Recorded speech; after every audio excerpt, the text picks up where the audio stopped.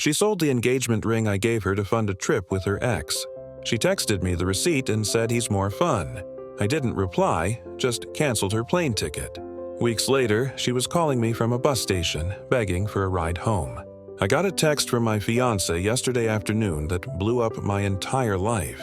It was a picture of a receipt from a downtown pawn shop. I didn't understand at first. Then I saw the item description. Uno, cinquecentine diamond solitaire ring quadrante white gold. It was my grandmother's engagement ring, the one I'd given to my fiancée Jenna 6 months ago. The cash payout was for $4,500. Underneath the photo, she'd sent a text that read, "Trip to Costa Rica with Marco is booked. He's more fun. Marco is her ex." I stared at the 2 messages for a solid 10 minutes, my phone feeling heavy enough to anchor a ship. I didn't reply. I just stood up, walked to my laptop, and opened the airline confirmation email for the trip I had booked for us to Hawaii next month. Then I opened a new tab and pulled up the flight details she'd forwarded me last week for her girls' trip, the one she was leaving for in 2 days. It was all under my frequent flyer account, paid for with my points and my credit card for the taxes. I found the confirmation number 7G4B9E and clicked the cancel flight button. The system asked if I was sure. I clicked yes. A new page loaded. Your cancellation is confirmed. A credit of $874 has been applied to your account. I didn't text her. I didn't call her. I didn't say a word. I just canceled her plane ticket. I knew it was a one-way flight. She'd said her friends were driving back. The ticket she'd booked with my money was for a flight that no longer existed. Then I waited. I figured I had about 48 hours until the bomb went off. The first hint of trouble came not from Jenna, but from my sister, Laura. She called me that night, her voice tight with a weird kind of anger. "I just got off the phone with Mom," she said, skipping the pleasantries. She's hysterical. She said Jenna called her crying, saying you two had a huge fight and that you're holding her hostage emotionally. I took a deep breath. The smear campaign had already begun. "There was no fight, Laura," I said calmly. "I haven't spoken to her since yesterday afternoon." "Well, she's telling everyone you lost your mind because she's going on a trip with her friends," Laura pressed. "She said you threatened to throw her out. This was Jenna's classic move, preemptive victimhood. She creates a crisis, then frames herself as the target of someone else's irrational reaction." "Laura, she's not going on a trip with her friends," I said. I could hear the confusion in my sister's silence. "She's going to Costa Rica with her ex-boyfriend Marco. She paid for it by selling Grandma's engagement ring."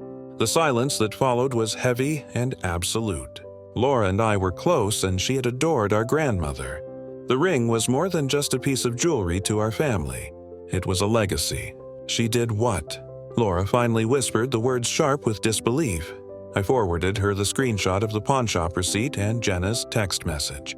I heard a sharp intake of breath on the other end of the line. "Oh my God," she said. "That monster. Are you okay?" "I'm fine," I said. And for the most part, it was true. The shock had burned away the hurt, leaving a cold, hard clarity. But this is just the beginning. She's going to try to paint me as the villain in this story to everyone we know. Laura was quiet for a moment. When she spoke again, her voice had changed. The concern was still there, but it was edged with steel. "No, she's not," she said firmly. "She's not going to get away with this. I'm going to call her mother. I tried to tell her not to, that it would only escalate things. But my sister is a force of nature when she feels her family has been wronged." She hung up before I could protest further. This was the first major escalation, pulling the families into it. I knew Jenna's parents, the Millers, had a carefully curated image of their perfect daughter and her perfect life. A daughter who pawns a family heirloom to run off with her ex didn't fit that image. About an hour later, my phone rang. It was an unknown number, but I had a pretty good idea who it was. I answered and put it on speaker. "Is this my name?" a stern male voice asked. "This is Tom Miller, Jenna's father." He sounded like a man who was used to solving problems by making angry phone calls. "I just had a very disturbing conversation with your sister. I'd like to hear your side of the story because, frankly, I don't believe a word of it." "There's not much of a story to tell, Mr. Miller," I said, keeping my tone level. "Your daughter sold an irreplaceable family heirloom to fund a trip with her ex-boyfriend. She sent me the receipt herself. I can forward it to you if you'd like." I heard a woman's voice murmuring in the background. His wife, probably trying to coach him. "Jenna says you two had an argument and you took the ring back." He blustered. "She says you're making this all up to punish her for wanting a little freedom before the wedding." This was my moment. The foundation of my entire defense was evidence. I had the pawnshop receipt she had stupidly sent me. But I'd gone one step further. I'd called the pawnshop that afternoon.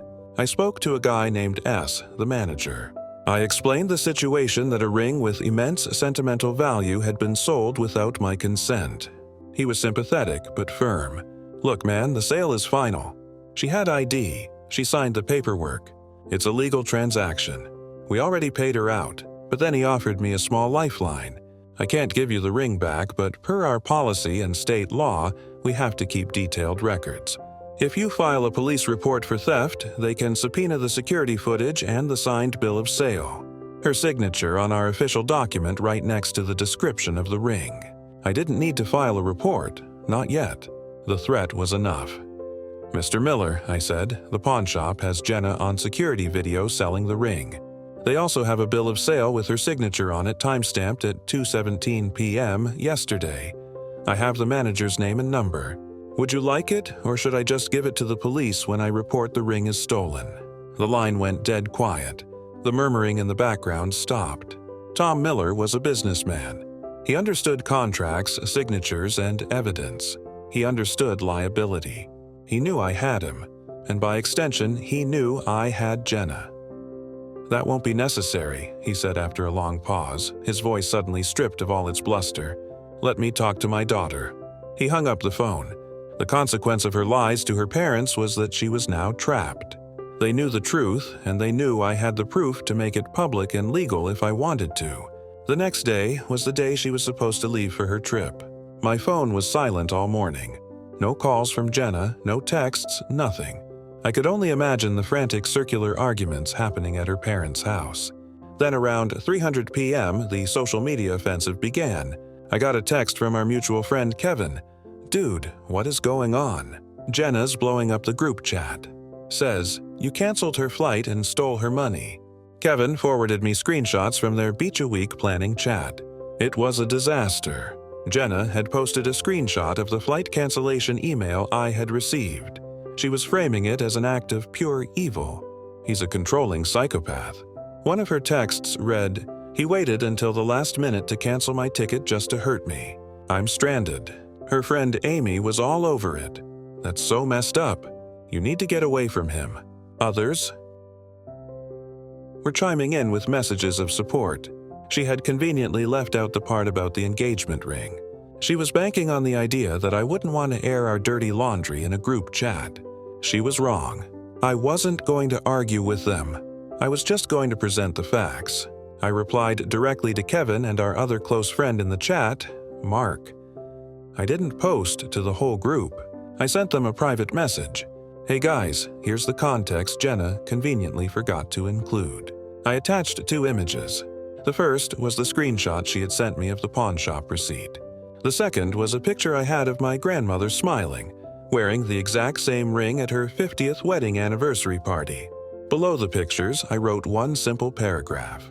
She sold my grandmother's ring to go to Costa Rica with her ex, Marco. She sent me this receipt to rub it in my face. The flight she's mad about wasn't her money. It was booked using my credit card and my flyer miles for a girl's trip. It was my ticket to cancel. I'm not a monster. I'm just done being played for a fool. The response was immediate. Mark replied first, "Holy crap. I am so sorry, man. We had no idea. She's been telling us you've been acting jealous and crazy for weeks." Kevin's text came a minute later. "Wow, just wow. That's not okay. I'm officially out of this drama. You have my support."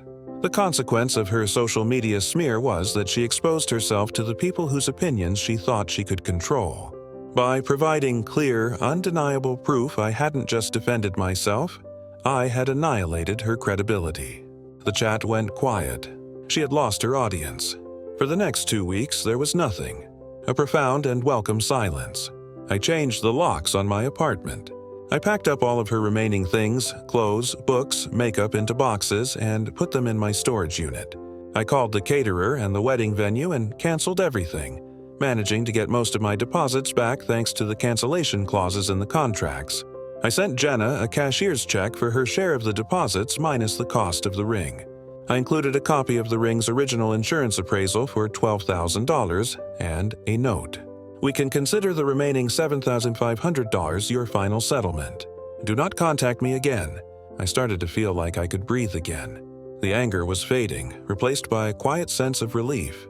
I had dodged a cannonball. I started going to the gym again, met up with Mark and Kevin for a beer, and started to piece my life back together. I thought it was over. Then came the third final escalation. It was a Tuesday night, nearly 3 weeks after she was supposed to have left. I was watching a movie when my phone rang with a blocked number. I almost ignored it, but something told me to answer. I picked up. "Hello," I said. There was a sniffle on the other end, and then a voice I barely recognized, cracked and hoarse-arrow. It was Jenna. "I need your help," she sobbed. "Please, I'm stuck." My blood went cold. "Where are you?" I asked, my voice flat. "I'm at a bus station in San Jose," she cried, the words tumbling out between sobs. "Marco left me. He took all the cash. He left me here 2 days ago. I have nothing. My phone is about to die. Please, you have to help me. I have no way to get home." So, this was it, the final act. The trip had imploded just as I knew it would. Marco, the guy who was more fun, had shown his true colors. He was fun right up until the pawnshop money ran out. Now she was stranded in a foreign country and she was calling me. The man whose family heirloom she sold. The man she tried to destroy. She was calling me for a ride home. I listened to her cry for a minute. I let the silence hang in the air, heavy and thick with all the lies and betrayal. She was begging, her voice filled with a desperation that was probably real, but it meant nothing to me anymore. My empathy for her had been burned away. "Jenna," I said, and my voice was calm. "Sounds like you should call Marco." I waited a beat. "He's more fun." I hung up the phone. I blocked her number.